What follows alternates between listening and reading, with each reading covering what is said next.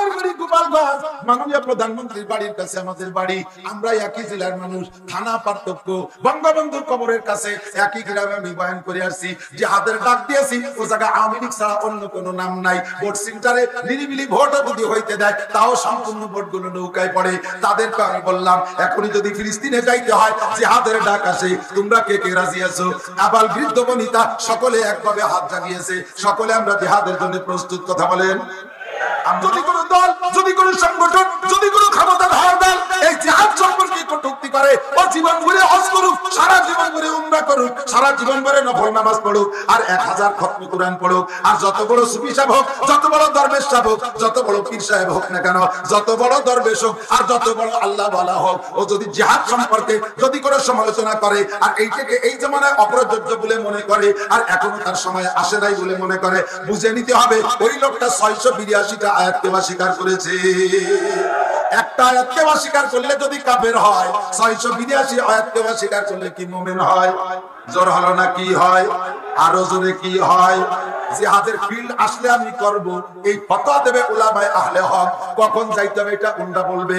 আমার মনে চাইলে যে একজনের মাথায় পিটেন দিয়ে শোয়াই ফেলাই দিতে পারবো না, এর নাম জিহাদ না। মনে রাখতে হবে, মন দিয়ে দিক তাকান। আল্লাহ পাক বলেন, ওয়া আইদু লাকুম মাসতাতাতুম মিন কুওয়া তুরহিবুনা বিহি আদুল্লাহ। যুদ্ধের আগে একটা অ্যাটেনশন আছে, যুদ্ধের আগে একটা প্রস্তুতি আছে।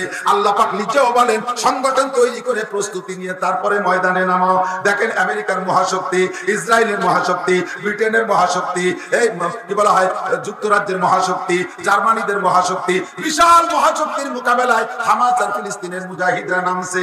এরা কি বাঁশের লাঠি নিয়ে নামছে? কথা কয় না। তারাও জানছে, ইন্দ্রাও তাই নেছে। তাদের গুলো বড়, ইনাদের গুলো ছোট, তাই তো নাকি বলে? পার্থক্য শুধু এতটুকু। কিন্তু কামানের সামনে বাঁশের লাঠি আর এক হাতে জাটা আর এক স্যান্ডেল নিয়ে জিহাদ করতে যাওয়া, এ জায়গাতে যদি কামানের গুলি খেয়ে মরো, তাহলে তোমার জিহাদ হবে কিনা উলামায়ে কিরাম ভালো বলবে, তুমি শহীদ হবা কিনা উলামায়ে কিরাম ফতোয়া দেবে। যুদ্ধের জন্য তারা যেমন আসে, সমপরিমাণ না হলেও একই সুরতের একই জাতীয় হাতিয়ার নিয়ে ময়দানে নামবা। তারপরে আল্লাহ পাক রব্বুল আলামিন বলেন, আল্লাহু আকবার। আল্লাহ পাক বলেন, বদরের যুদ্ধে যেমন আমি সহযোগিতা করেছি, আনজালনা আলাইহি, আল্লাহ পাক রব্বুল আলামিন বদরের যুদ্ধে 5000 মিনাল মালাইকাতে মুসাব্বিমিন, আল্লাহ কয় ওরাও তরবারি নিয়ে আসে, ইন্দ্রাও তরবারি নিয়ে গেছে।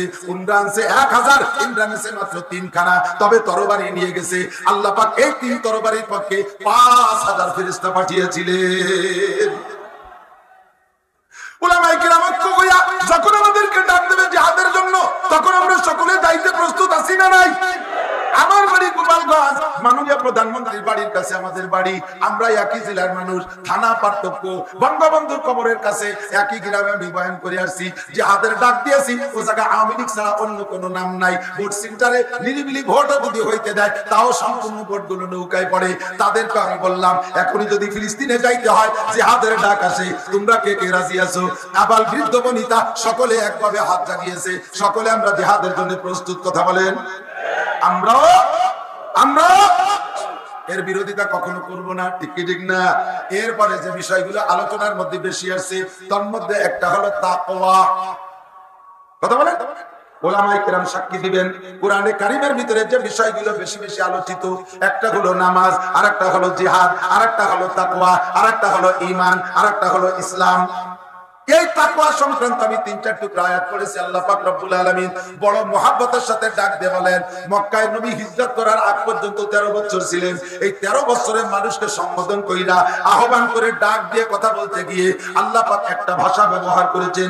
আর মদিনায় হিজরত করার পরে ডাক দেওয়ার জন্য আল্লাহ ভাষা পাল্টিয়ে দিয়েছেন।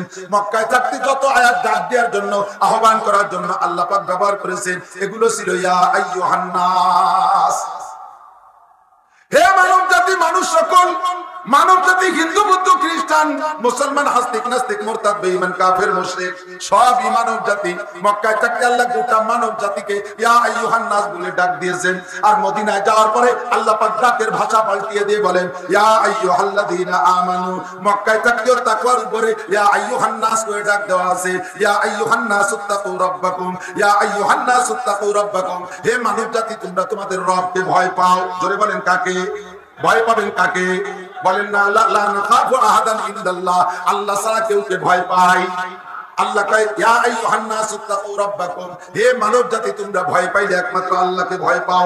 মদিনায় যাওয়ার পরে এই ভয় পাওয়ার ডাক দিতে গিয়ে আল্লাহ পাক বলেন ইয়া আইয়ুহাল্লাযীনা আমানু তাকুল্লাহ, ইয়া আইয়ুহাল্লাযীনা আমানু শাব্দিক তরজমা হলো হে আমার বিশ্বাসী বান্দারা তোমরা যারা ঈমান এনেছো। আর একটু ব্যাখ্যা জড়িত ভাষায় তরজমা হলো হে আমার অন্ধ জগতের অটল বিশ্বাসী পাগলরা, আমার অন্ধ জগতের অটল বিশ্বাসী পাগলরা। আপনাদেরকে আল্লাহ পাক বলেন অন্ধ জগতের অটল বিশ্বাসী পাগল কেন বলেন? দুনিয়াটা হলো অন্ধ জগৎ, আর এখানে বসে যারা আল্লাহকে বিশ্বাস করেছেন তাদের নাম হলো অটল বিশ্বাসী। বন্ধুরে আমি এই অটল বিশ্বাসী প্রমাণ বহুভাবে পেয়েছি, একটু পরে বলবো। আল্লাহ পাক ডাক দিয়ে বলেন তোমরা অন্ধ জগতের অটল বিশ্বাসী পাগল। কথা কি বোঝা যায়? তোমরা অন্ধ জগৎ। দুনিয়ার নাম অন্ধ জগৎ কেন? দুনিয়ায় বসে আল্লাহকে দেখা যায়, জোরে বলেন যায়? দুনিয়ায় বসে আল্লাহকে দেখা যায় না, দুনিয়ায় বসে ফেরেশতা দেখা যায় না, দুনিয়ায় বসে ফুলসিরাত দেখা যায় না, দুনিয়ায় বসে জান্নাত দেখা যায় না, জাহান্নাম দেখা যায় না, মুনকার নাকির দেখা যায় না, কিরামান কাতিবিন দেখা যায় না, ফেরেশতা মণ্ডলী দেখা যায় না, হুরগেলমান দেখা যায় না, জান্নাত জাহান্নামের কোনো সাজা শাস্তি আর আনন্দ সুখ শান্তির আসবাব কিছুই দুনিয়ায় বসে দেখা যায় না। এর কারণে এর নাম হলো অন্ধ জগৎ। এখানে বসে আমি যে কথাগুলো বলেছি, এক নম্বরে আল্লাহ আছে না নাই, দুই নম্বরে ফেরেশতা আছে না নাই, মানে কিতাব সত্য না মিথ্যা, মিথ্যা না সত্য, চার নম্বরে সমস্ত নবী রাসূল মিথ্যা না সত্য, পাঁচ নম্বরে দুনিয়াটা একদিন শুক্রবারে ধ্বংস হবে, সত্য মিথ্যা না সত্য, ছয় নম্বরে যাহা কিছু আমাদের আসতেছে দৈনন্দিন সবকিছু তকদির বন্টনকারী কে? ওয়াল কদরি খাইরিহি ওয়া শাররিহি মিনাল্লাহি তাআলা। সাত নম্বরে ওয়াল বাসি বাদাল মাউত, মরণ পর্যন্ত আমাদের এই হায়াতের কার্যক্রম শেষ নয়, আবার কিয়ামতের ময়দানে উঠতে হবে কি হবে না? এই সাতটা কথাকে আমরা বিশ্বাস করি, এর নাম হলো আমানতু বিল্লাহ, আল্লাহকে বিশ্বাস করি। অন্ধ জগতের অটল বিশ্বাসী আপনারা, আপনারা অন্ধ জগতের অটল বিশ্বাসী। বন্ধুরে নামাজ না পড়লেও, রোজা না রাখলেও, সুন্নতের পাবন্দি করে না, ফরজের তোয়াক্কা করে না, পর্দার বুকে করে না, হারাম খায়, হালাল হারাম বাছাকুটা নাই। এরপরও লোকটা যদি মুসলমানের সন্তান হয়, একবার যদি জীবনে পড়ে থাকে লা ইলাহা ইল্লাল্লাহ, বলবেন না লা ইলাহা ইল্লাল্লাহ, লা ইলাহা ইল্লাল্লাহ, লা ইলাহা ইল্লাল্লাহ মুহাম্মাদুর রাসূলুল্লাহ, আমার সাথে তিনবার পড়েছেন, 12,000 নেকি পাইয়া গেছে। এই কলেমা যদি জীবনে একবার পড়ে থেকে মুসলমানের ঘরে জন্ম নিয়া, আমি তাকে অটল বিশ্বাসী বলে পেয়েছি। বন্ধু আল্লাহু আকবার। এই সংবাদ পড়ে যারা ফিলিস্তিন গাজার সংবাদ শুনাইতেছে, এই মেয়েরা সাংবাদিক আছে, পুরুষরা সাংবাদিক আছে, মুসলমান সাংবাদিক, এরা নামাজ নাই, পর্দা নাই, রোজা নাই, হজ নাই, যাকাত নাই, জীবন ভরে দেশের খবর বিদেশের খবর পড়ে বেড়াইছে, অমুসলমানদের কালচারে চলাফেরা করছে, চুল কাটছে, বক কাটি, গায়ে মাথায় কাপড় নাই, ঠোঁটে আলতা মাখাইয়া, নমরুদের বেশ্যাকে মতো কপালে টিপ লাগাইয়া মুসলমান মেয়েরা সংবাদ পড়ছে। দেখছেন কি দেখেন নাই? কথা বলেন, দেখছেন কি দেখেন নাই? ছেলেরা সংবাদ পড়ে প্যান্ট শার্ট টাই কোট লাগাইয়া, শরীরের ভিতরে মুসলমানদের ইউনিফর্ম লাগানো আছে, অথচ বর্তমানে সংবাদ পড়ে ফিলিস্তিন গাজার সংবাদ মুসলমানদের নারী ও পুরুষ যারা পড়ে, দেখবেন প্রত্যেকের সংবাদের ভিতরে ফিলিস্তিন আর গাজার মুসলমানদের প্রতি আন্তরিকতা টপকায়। ঠিক কিনা? কথার ভিতরে মুসলমানদের ফিভারিং পাওয়া যায়। সিলেটবাসী যুবকরা, নামাজ কালাম যদি নাও পড়ো, রোজা নামাজ নাও করো, দাড়ি টুপি নাও ব্যবহার করো, তবুও যদি তোমার সামনে তুমি মুসলমানের সন্তান, তোমার সামনে যদি আল্লাহর কুরআনকে কেউ কোনো কাফের পদদলিত করে, তাহলে তুমি কি জীবন থাকতে ওখান থেকে খালি হাতে ফিরে আসবা? জীবনের শেষ বিন্দু রক্ত দিয়ে গলিও তার সাথে লড়তে রাজি কি রাজি না? এর নাম হলো অটল বিশ্বাসী। অন্ধ জগতের অটল বিশ্বাসী বলে আল্লাহ পাক ডাক দিয়ে বলেন, হে আমার অন্ধ জগতের অটল বিশ্বাসী, তোদেরকে বড় ভালোবাসি, তোদেরকে বড় মোহাব্বত করি, তোদের জন্য রেখেছি জান্নাতুল ফেরদাউসি নুজুলা। জান্নাতুল ফেরদাউসের মধ্যে আমি আল্লাহ তাআলা নিজ হাতে তোদেরকে 500 বছর পর্যন্ত আমার কুদরতে হাত দিয়ে তোদের মুখে উঠাইয়া খানা খাওয়াইয়া মেহমানদারি করব। জোরে কন্না সুবহানাল্লাহ। হে আমার অন্ধ জগতের অটল বিশ্বাসী, তোদের জন্য আমি এমন ব্যবস্থা রেখেছি। আমার একটা কথা মনে রাখ, ইয়া আইয়ুহাল্লাযীনা আমানুত্তাকুল্লাহ, ভয় করলে একমাত্র কাকে? জোর হলো না? আল্লাহকে কি করবেন? ভয়। আল্লাহ কি কামড়ায় ধরে? আল্লাহর কামড়ের ভয়? আল্লাহ নিজ হাতে থাপ্পড় মারে এই ভয়? আল্লাহ লাঠিতে পিটাবে? আল্লাহ পাকরে এজন্য ভয় পাই না। আল্লাহ কয় আমারে ভয় পাবা কেন?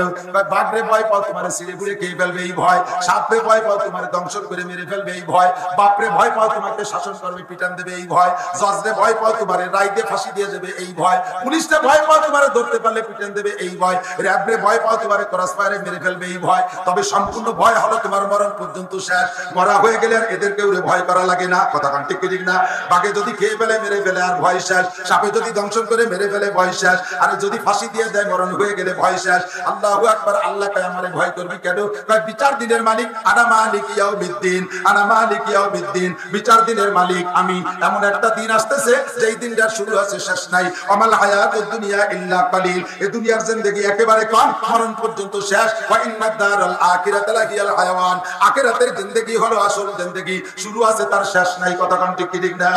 এই লম্বা একটা দিন, লম্বা একটা জগৎ আসতেছে। ওই জগতের ভিতরে দুইটা জিনিস আছে, একটা হলো জান্নাতিন তাজরি মিন তাহতিহাল আনহার খালিদিনা ফিহা আবাদা, আর একটা হলো ফি নারি জাহান্নামা খালিদিনা ফিহা আবাদা।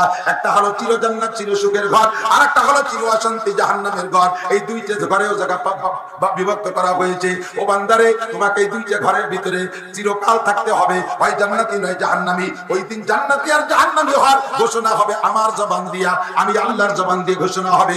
আমি যারে বলবো তুমি চির জান্নাতি, তুমি চির জান্নাতি, আমি যাকে বলবো চির জাহান্নামী, ওইটা চির জাহান্নামী। কাজেই ভয় অরিজিনাল পাইতে হলে লম্বা হায়াতের জন্য কারে ভয় পাবো?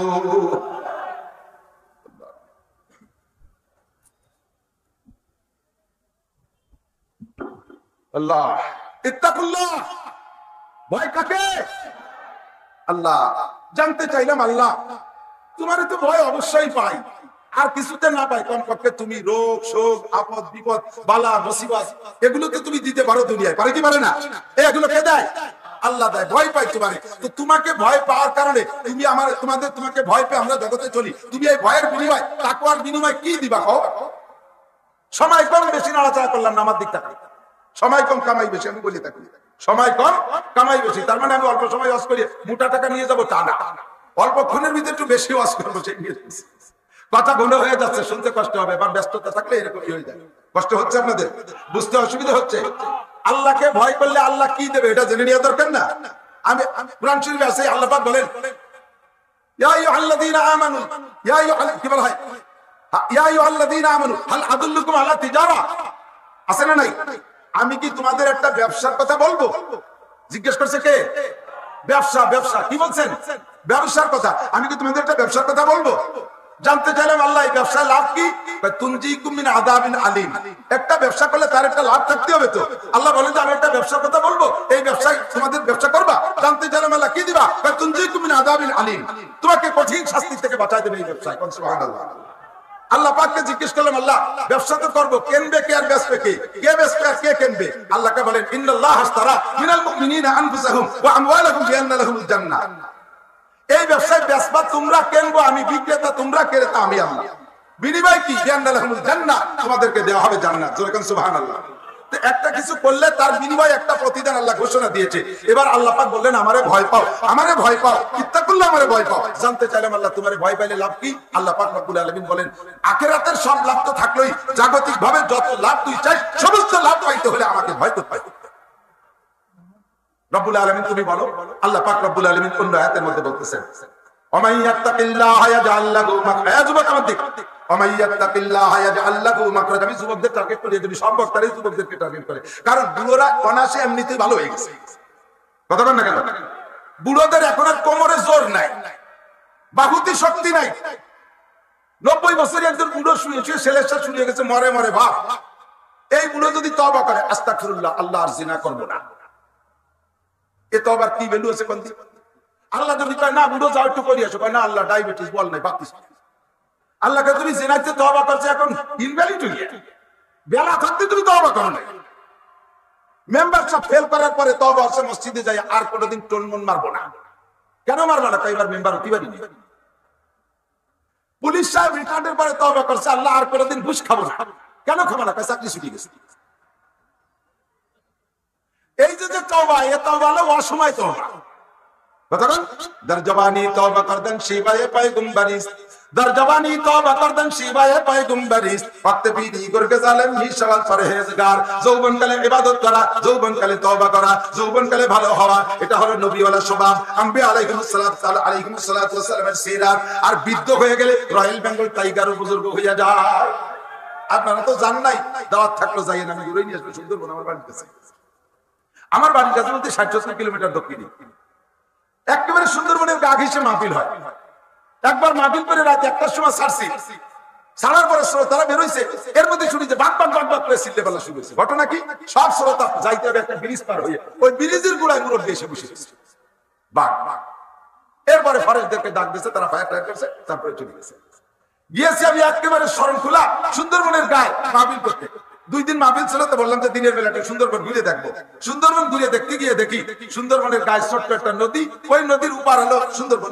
একটু বাঁশ দিয়ে সাঁকো বানানো আছে সাঁকো কয় নাকি সাঁকো 4 বা সাঁকো ঠিক আছে ওইটা পার হয়ে পরে যাবো দেখি ওই সারের গুড়ায় সাঁকোর গুড়ায় বাঘ একটা আইসা বসে গেছে বাঘ দেখলে বাঘ বুড়ো হোক আর যুবন হোক যে কোনো মানুষ স্টক করে দিবে এমন একটা প্রাণী আল্লাহ বানাইছে তার চেহারার ভিতরে এমন নূর দিয়ে দিচ্ছে নুরানি চেহারা আমি দেখে পেলে হয়ে গেছে আমার বাঘ দেখা সুন্দর করে আরামের পর যাবে ওরা বলতেছে হুজুর এই বাঘটা 10 দিন এই জায়গা বসা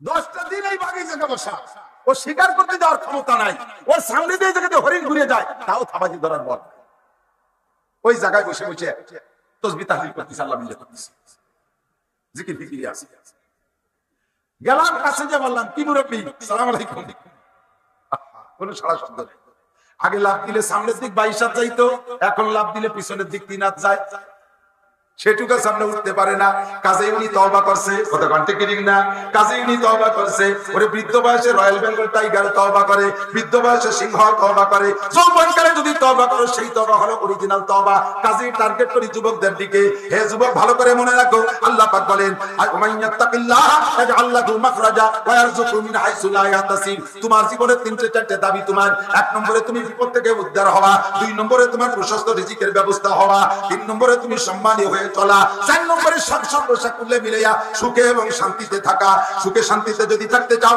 তাও তোমার তাকওয়া লাগবে বিপদ থেকে যদি মুক্তি চাও তাও তোমার তাকওয়া লাগবে সমাজে যদি সম্মানী হতে চাও তাও তোমার তাকওয়া লাগবে ইন্না আকরামাকুম ইনদাল্লাহি আতকাকুম প্রশস্ত রিজিকের ব্যবস্থা যদি পাইতে চাও তাও তোমার তাকওয়া লাগবে আল্লাহ পাক রব্বুল আলামিন বলেন আমাকে ভয় পা আমি তোকে এই 4টে জিনিসে দেব 1 নম্বরে আয়াতের মধ্যে আল্লাহ বলেন আমাইয়াত্তাকিল্লাহ ইয়াজআল লাহু মাখরাজা যে ব্যক্তি আল্লাহকে ভয় পায় যে ব্যক্তি এদিকে যে ব্যক্তি আল্লাহকে ভয় পায় আল্লাহর ভয় যার অন্তরে আছে আল্লাহ পাক তাকে সকল প্রকার বিপদ থেকে বের হওয়ার জন্য হাজারো রাস্তা খুলিয়া দেয়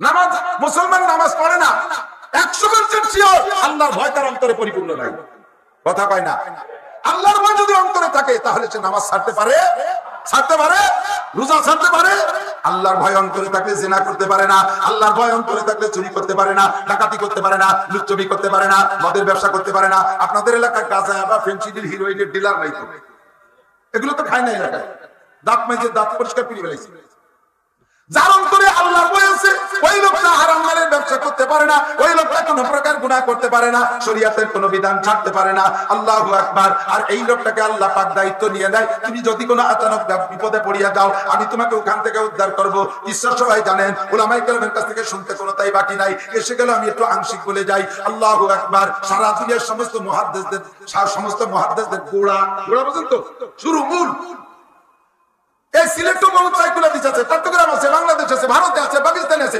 সারা পৃথিবীতে মুহাদ্দিস সাইকুলাতিস আছে সমস্ত মুহাদ্দিস সাইকুলাতিসরা উস্তাদ যাইতে লাস্টে যাই উস্তাদের কাছে যাই এক জায়গা হয়ে গেছে তিনি হযরত আব্দুল্লাহ ইবনে মুবারক রাহমাতুল্লাহ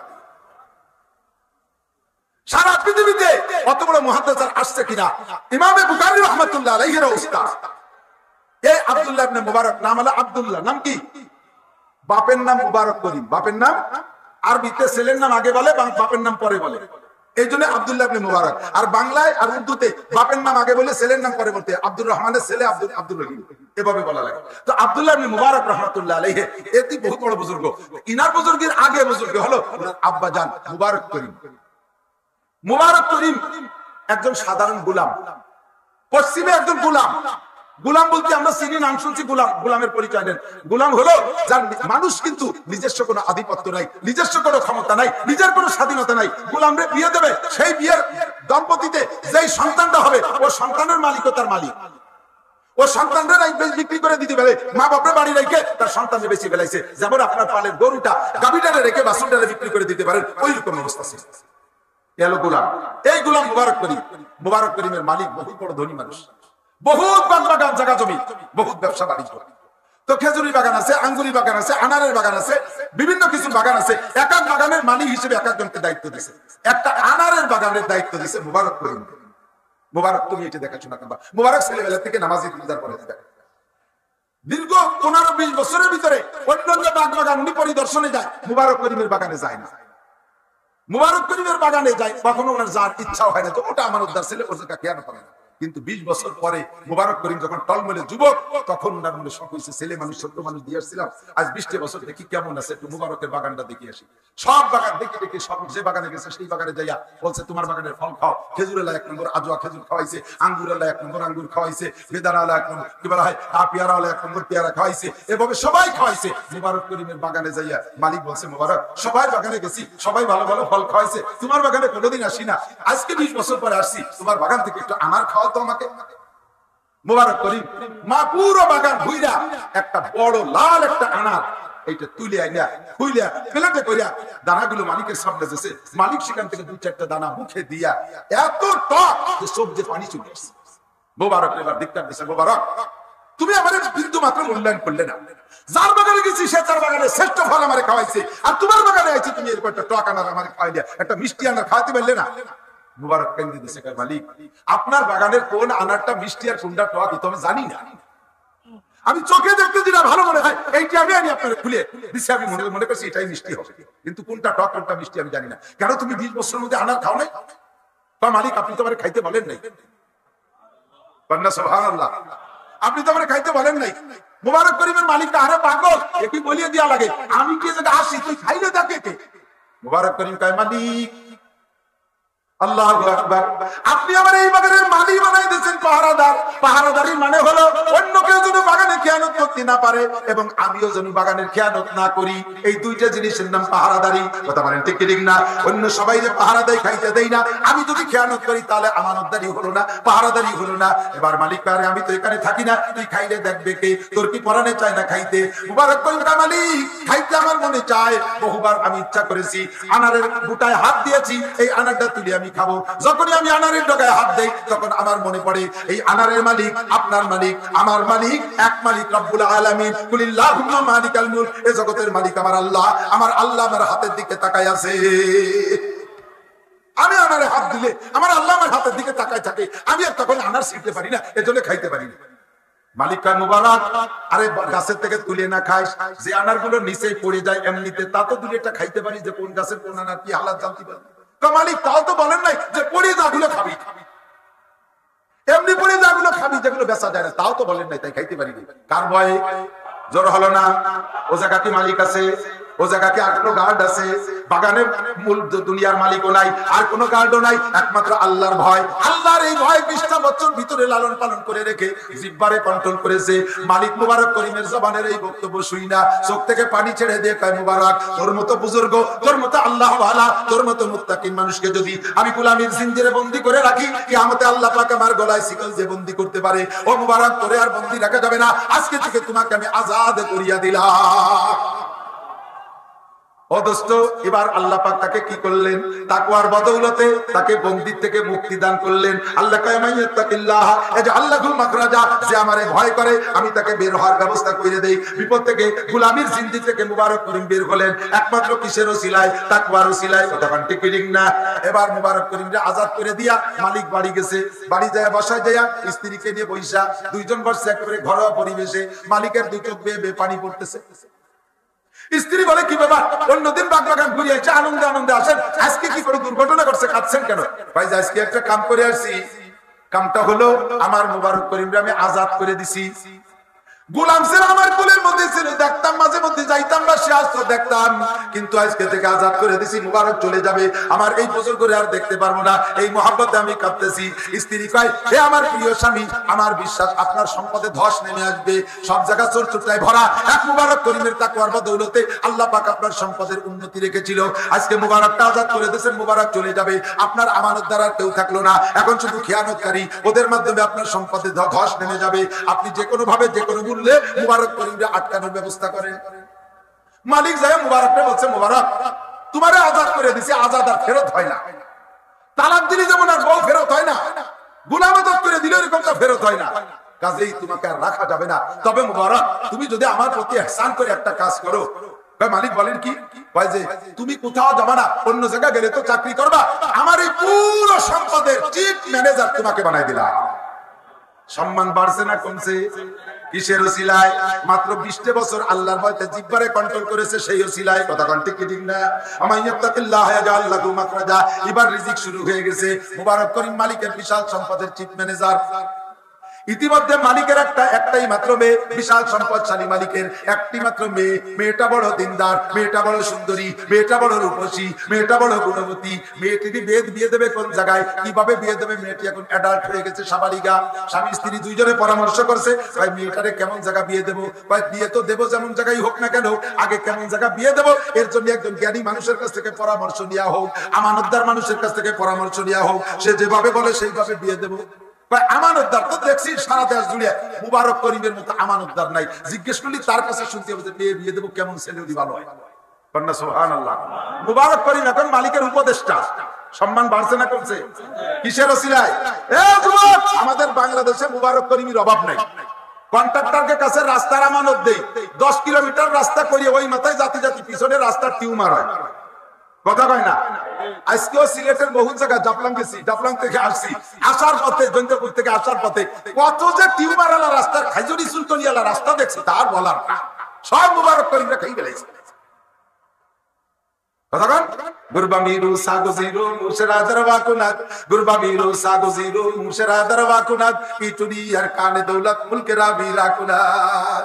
বিড়ালের কাছে ভাজা মাছের পাহারাদারি, ইঁদুরের কাছে চাউলের বস্তা পাহারাদারি, এ দিলে কি আমানতদারি ঠিক থাকবে? কথা কন। আল্লাহ হেফাজত করুন, বলেন আমিন।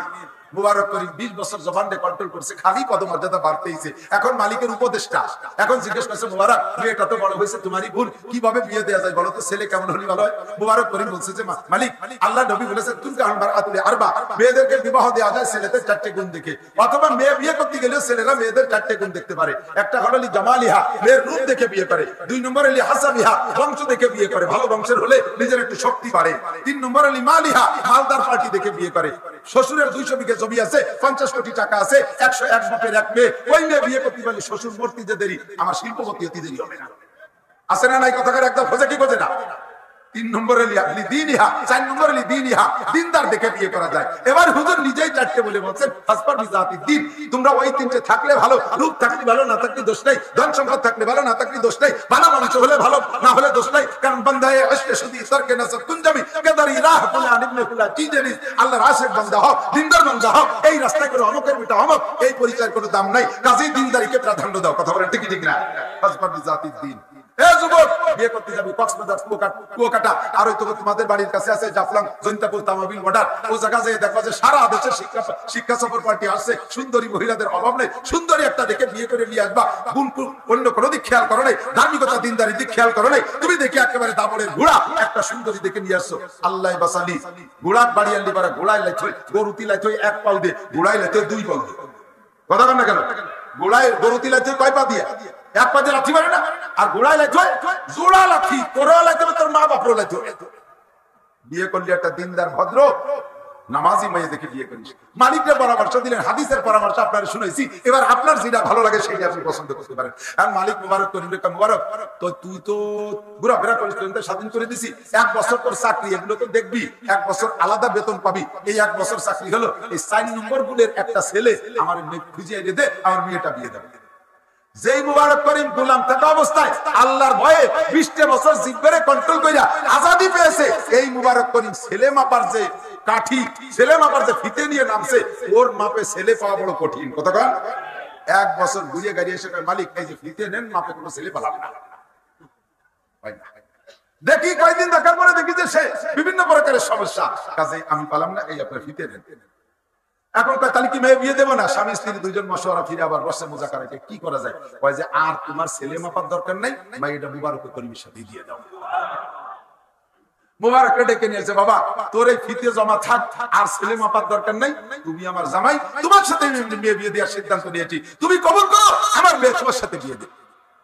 মুবারক করিম বুকার মতো কান্তিস, আল্লাহ এই করবি বলতে বললাম, মালিক আপনার মতো বড় লোকের মেয়ে, তার কত বিলাসিতা, কত আনন্দ আছে, আমি সবেমাত্র গোলামির থেকে আজাদ হয়েছি, একটি টাকা আমার ফান্ডে নাই। এক নম্বরে আপনার মায়ের ভরণ পোষণ দিতে পারবো না, দুই নম্বরে তার প্রসাদনী দিতে পারবো না, তিন নম্বরে তার এক নম্বরের আগে এক নম্বর আমি তার বিয়ে করে তো দেন মোহরের টাকাই তো দিতে পারি। বিয়ে করলে কি দেন মোহর দেওয়া লাগে না? খাতায় লেখা লাগে, শুধু খাতা লিখে তুই হয় না, দেওয়া লাগে, দেন মোহর দেওয়া লাগে। বাংলাদেশের দেওয়া লাগে না, আরো দেন মোহর বিরোধ পাওয়া যায়। যৌতুক কতক্ষণ না, যৌতুক হালাল না হারাম? জোর হলো না? যৌতুকের টাকা কেমন হারাম? শুকরের পায়খানা খাওয়া চাইতে হারাম। যদি কেউ শুকরের পায়খানা খাতি পারে তাহলে সে যৌতুক খাইল।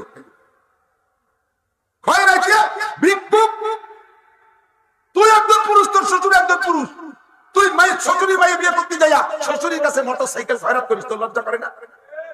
শ্বশুরের কাছে ফ্রিজ খয়রাত করিস, লজ্জা করে না? শ্বশুরের কাছে ফার্নিচার খয়রাত করিস, তোর লজ্জা করে না? তুই শ্বশুর বাড়ির ফ্রিজি, যৌতুকের ফ্রিজে মাছ গোশ ধুয়ে না খাইয়া তুই খাবি পচা গোশ আর পচা মাছ। শ্বশুর বাড়ির যৌতুকের খাটে না ঘুমাইয়া তুই গরুর সাথে গোয়াল করে ঘুমাবি। কতক্ষণ না কেন? মুবারক করিমকে মালিক দেন মোহর দেওয়ার টাকা দিতে নেই, বিয়ে করবো কি? মালিক মুবারক আমি তোমার সবই জানি, তুমি তো আমারই মুবারক, তোমার কিছু নাই জানি, আমার গোটা সম্পদের, সম্পূর্ণ সম্পদের 3 ভাগের 1 ভাগ আজই তোমার নামে দলিল করে দিলাম। রুজির বরকত বাড়ে না কমে? এই সব কিছু পাইতেছে কিসের ওসিলায়? কোন তো তাকওয়া। জোরে বলেন। ওমর ইবনে খাত্তাব রাদিয়াল্লাহু তাআলা আনহু রাষ্ট্র পরিচালনা করতেন। হযরত ওমরের রাষ্ট্র বাংলাদেশের চাইতে অল্প একটু বড়। এই কথা কয় না, কতটুকু বাংলাদেশের চাইতে? উনার রাষ্ট্রের আয়তন ছিল 2,40,00,000 বর্গ মাইল। কন্যা সুবহানাল্লাহ। এত বড় দেশের রাজা, এত বড় দেশের প্রেসিডেন্ট, জাতিকে পর্যবেক্ষণের জন্য রাতের বেলায় একা একা ছদ্ম বসে বের হইতেন। সেরেব একটা গেঞ্জি পরিয়া, একটা পরনের সাধারণ কাপড় পইরা, কখনো টুপি মাথায় রাখতেন, কখনো খালি মাথায় একটা গামছা রুমাল কাঁধে দিয়ে রাতের বেলা বের হইতেন। ঘর থেকে বের হইছে, আপনারা শুনেছেন, আপনারা পড়েছেন হেকায়েতে সাহাবার ভিতরে। রাতের বেলা বের হইছে, বের হইতে দূরে চলে গেছে, একেবারে পাহাড়ের পাদদেশে চলে গেছে। পাহাড়ের পাদদেশে ঝোপঝাড়, ওই জায়গা দূর থেকে দেখে মিটি মিটি করে একটা বাতি জ্বলতেছে, মিটমিট করে একটা বাতি জ্বলতেছে। আল্লাহু আকবার। এই বাতিটা দেখে উনি সন্দেহ করতেছেন, এটি চোর ডাকাতির বাতি নাকি কোন চরিত্রহীনাদের বাতি? এমন জায়গা তো ঘর বাড়ি থাকার কথা না। কেউ রে সাথে না নিয়া খলিফাতুল মুসলিমিন হযরত ওমর একা একা গুলি পায় ওই ঘরের কাছে চলে গেছে। যে দেখে যে ছোট্ট একটা ঘর, বেড়াও তো ভালো না, বেড়ার ফাঁক দিয়ে দূর থেকে একটু আলো গেছে, সেই আলোকে মার্ক করে উনি চলে আসছেন। আয়েশা কাছে এসে উকি মেরে দেখতেছেন যে ঘরের মধ্যে মানুষ না, খালি বাতি জ্বলে। দেখে যে ঘরের ভিতরে তেমন কোনো মানুষ না, 2টা মহিলা, একটা একটু বয়স্কা আর একটা একেবারে টলমলে যুবতী মহিলা, দুইজন, এই দুইজনই মা আর মেয়ে, দুইজনে বসে আছে। উনি সন্দেহ করলেন এমন নির্জন জায়গায় এমন 2টা মহিলা, নিশ্চয়ই এরা চরিত্রহীনা, নিশ্চয়ই এরা খারাপ, এখানে বসে বসে দেহ ব্যবসা করে নাকি তা আল্লাহই জানে। উনি উকি মেরে কিছুক্ষণ তাকাইয়া তাদের কথা শুনতেছে। কথা শুনতে চোটের পাওয়া যায় যে এদের কথার দিক কোন দিক, এরা কোন ধরনের আলোচনা করতেছে। এর মধ্যে শোনে মা মেয়েকে বলতেছে, মা আমাদের ছাগলে যে দুধ হয়, এই দুধ বিক্রি করি তো আমরা খাই, বাজারে দুধ তো তুমি বেচো, আগামীকালকে একটু পয়সার দরকার বেশি, সকালে যে 2 সের দুধ হবে ওর সাথে আর 2 সের পানি মিশাইলে খুব একটা টের পাওয়া যাবে না। আমাদের ছাগলের দুধ খুব গাঢ়, এর সাথে একটু পানি মিশিয়ে নিয়ে তুমি 2 কেজির জায়গায় 4 কেজি বানা বিক্রি করিয়া টাকা নিয়ে আসবা, কালকে একটু টাকার দরকার বেশি। মাতেই প্রস্তাব দিলে, মেয়েতে বলছে, ও মা এইটা সম্ভব না মা, এইটা যদি খলিফাতুল মুসলিমিন ওমর জানে যে আমরা দুধে পানি মিশাইছি, তাহলে মা আমাকে এবং তোমাকে দুইজনকে গলা কেটে দেবে, আমাদের হত্যা করে দেবে মা, আর আমাদের জীবন শেষ, এ কাম করা যাবে না। মা বলতেছে, ও মা তুমি যখন দুধে পানি মিশাইবা, এ জায়গা আমাদের আশপাশে কোনো বসত বাড়ি নাই, এখানে হযরত ওমরও নাই, ওমরের কোনো গোয়েন্দা পুলিশও নাই, ওমরের কোনো বাহিনী নাই, এমনকি জগতের কোনো মানুষ আমাদের দিয়ারের মধ্যে নাই। তুমি যখন পানি মিশাইবা দেখার জায়গা কেউ নাই, তাহলে তুমি ভয় পাও কেন? মেয়েটি বলতেছে, ও মা ওমর যদিও না দেখে, দুনিয়ার কোনো মানুষও যদি না দেখে, আল্লাহু আকবার, ছাগলের মালিক যে, দুধের মালিক সে, তোমার মালিক যে, আমার মালিক সে, ওমরের মালিক যে, বিচারের মালিক সে, সেই আল্লাহ পাক রব্বুল আলামিন তো দুধে পানি মিশানোর সময় দেখে। কথা বলেন, দেখে কি দেখে না? মেয়ের মুখে এই কথা শুনে মা নীরব হয়ে গেছে। আর এই সব কথাগুলো শুনতেছে হযরত ওমর রাদিয়াল্লাহু তাআলা আনহু, যার ভয়তে দুধে পানি মিশাবে না সেই লোকটা জায়গায় দাঁড়ায় শুনতেছে। মেয়েটি বলে, মা তুমি আর দ্বিতীয়বার বলো না, দুধে পানি মিশানোর কথা দ্বিতীয়বার বলো না। কোনোভাবে যদি হযরত ওমর জানিয়ে ফেলে তাহলে দুই মাইজিকে শিরচ্ছেদ করে দেবে। পেশে দেবার হাতে দুই ঘুষদার, টানা দারাদার পাশে দিবারে গোশ, দেওয়ালেরও কান আছে মা, কথা দেওয়ালে পৌঁছে দেবে হযরত ওমরের কাছে। এই বলে কথা ক্ষান্ত হয়ে গেছে। নীরব চুপ করে দুই মাইজি শুয়ে পড়লো। হযরত ওমর চলে আসছে। পরের দিন সকালবেলা জাতীয় সংসদ মসজিদে নববীতে মন্ত্রী পরিষদ নিয়ে হযরত ওমর বসছেন। হযরত ওমর রাদিয়াল্লাহু তাআলা আনহুর একটা ছেলে বিবাহের উপযুক্ত বিয়ে দেবে। মন্ত্রীদেরকে লাগাইছে, তোমরা আমার ছেলেটারে বিয়ে দেওয়ার জন্য মেয়ে খুঁজে দাও। হযরত ওমরের মেয়ে, হযরত ওমরের ছেলের সাথে মেয়ে দেবে এমন মেয়ে যথেষ্ট আছে, কিন্তু হযরত ওমর মিজাজি মানুষ, এই ভয়তে অনেকেই রাজি হচ্ছে না, চুপে চুপে সেরে চলতেছে। মেয়ে খুঁজে পাইলে হযরত ওমরের ছেলের সাথে বিয়ে দেবে। ওই দিন সংসদে যাইয়া হযরত ওমর বলছে, হ্যাঁ স্বরাষ্ট্রমন্ত্রী কে, এ পুলিশের আইজি কে? দুনিয়ায় কিন্তু হযরত ওমরের আগে পুলিশ ছিল না। সর্বপ্রথম পুলিশ বাহিনী তৈরি করছে হযরত ওমর রাদিয়াল্লাহু তাআলা আনহু। এবং পুলিশ বাহিনীর প্রথম আইজির নাম আমি বাংলাদেশের বহু পুলিশে জিজ্ঞেস করছি, জীবন ভরে তো পুলিশই চাকরি আছে, বুড়ো হয়ে রিটায়ার্ড হয়ে বাড়ি আসছেন, বলেন তো দুনিয়ার সর্বপ্রথম পুলিশ বাহিনী কে বানাইছে এবং পৃথিবীর সর্বশ্রেষ্ঠ প্রথম পুলিশের আইজির নাম কি?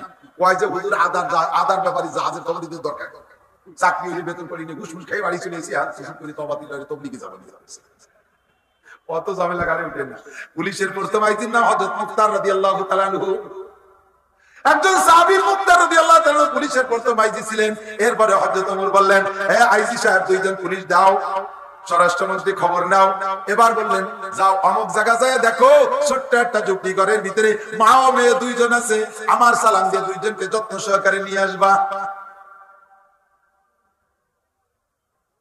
মার মেয়ে দুইজন গেছে। আল্লাহু আকবার। হযরত ওমর রাদিয়াল্লাহু তাআলা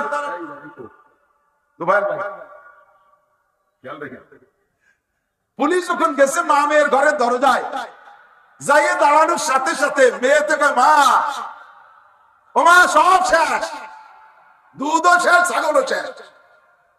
খবর চলে গেছে খলিফাতুল মুসলিমিনের কাছে, জীবনে এতদিন এই জায়গায় বসবাস করলাম মা, কোনদিন আমাদের বাড়ির কাছে পুলিশ আসলো না, আজকে পুলিশ আসলো মা। রাতের খবর খলিফাতুল মুসলিমিন জানিয়ে ফেলেছে, দুই মায় মেয়েকে ফাঁসি দেবে মা, দুধ বেচা খাওয়া শেষ। পুলিশে যে সালাম যে কয়, আপনাদেরকে খলিফাতুল মুসলিমিন তলব করেছে। মার মেয়ে দুইজন স্টপ করার উপক্রম। পুলিশই কয়, লা তাহজানা ইয়া ওয়ালা তাকাবা, ভয় পেন না, টেনশন করে না, যত্ন সহকারে যাইতে বলছে, ভয় নাই, হাতে হ্যান্ডকাপ দেওয়া হবে না, এই যে সরকারি পরিবহন পাঠাইছে এতে আপনাকে যাইতে হবে। মা আর মেয়ে দুইজন চলে গেছেন, না যাইয়ে তো উপায় নাই। ইজলাসে দাঁড় হইছেন। হযরত ওমর তখন মসনদে বসা আছে, দুইজন যে দাঁড় হইছেন সামনে, থরথর করে কাঁপতেছে কলা গাছের মাঝির পাতার মতো। হযরত ওমর বলেন, লা তাকাবা ওয়ালা তাহজানা, ভয় পেও না, টেনশন করো না, আরে কোনো চিন্তা নাই। হযরত ওমর বুড়িকে বলতেছে, ও বুড়ি, রাতের বেলা দুইজন যা বলা বলি দুই মাইজি সব আমি শুনছি, আর কি উপায় আছে কোন? তারপরও ভয় নাই, টেনশন নাই। খলিফাতুল মুসলিমিন আল্লাহর কসম বুঝে পানি মিশাই নেই, আল্লাহর কসম দুধে পানি মিশাই নাই। আমি বলেছি আমার মেয়ে মিশাইতে দেয় নাই, সব সম্পূর্ণ সত্য, আপনার সামনে মিথ্যে কথা বলার উপায় নাই। হযরত ওমর রাদিয়াল্লাহু তাআলা আনহু বলেন, এই জন্যই তো তোমাদের দুজনকে ডাকছি। ও বুড়ি, আমার এই যে ছেলে, এই ছেলেরে বিয়ে দেব, সারা দেশে মেয়ে খুঁজতেছি পাই না, তোমার মেয়েটা আমার ছেলের সাথে বিয়ে দিতে হবে। জোরে কন্যা সুবহানাল্লাহ বলেন না, আল্লাহু আকবার। মেয়েটার এই ছেলের সাথে বিয়ে দিতে হবে। বুড়ি দিবার মাথার উপরে যেন বাস পড়ছে। ভাই খলিফাতুল মুসলিমিন আল্লাহর কাছে মাফ চাই, আপনার কাছে মাফ চাই। 20 কেজি ওজনের বল মাছ এ যদি ইরির ব্লকের এই ড্রেনের মধ্যে ঢোকে, এদিকে ইরির ব্লক আছে নাকি? ইরির ক্ষেত আছে না, ওর ভিতরে পানি দেওয়ার জন্য এরকম চিকন চিকন খাল আছে না, ড্রেন, ওর মধ্যে যদি এত বড় বল মাছ একটা ঢোকে, ও খালেরও অশান্তি, মাছেরও অশান্তি, পানি আটকে যাবে, পানি সত্যি পারবে না, মাছও পাশ ফিরতে পারবে না। মহিলা কয়, খলিফাতুল মুসলিমিন এই ছোট্ট খালের ভিতরে এত বড় বল মাছ ঢুকলে খালের অশান্তি, মাছের অশান্তি, আপনার কাছে পাইজরি মাপ চাই। আপনি যেমন মানুষ ওইরকম একটা মন্ত্রী প্রেসিডেন্ট দিকে তার ছেলের সাথে বিয়ে দেন, আমি গরিব মানুষ, ছাগল রাখালনি, আমার মেয়েরে আপনি নেবেন কে?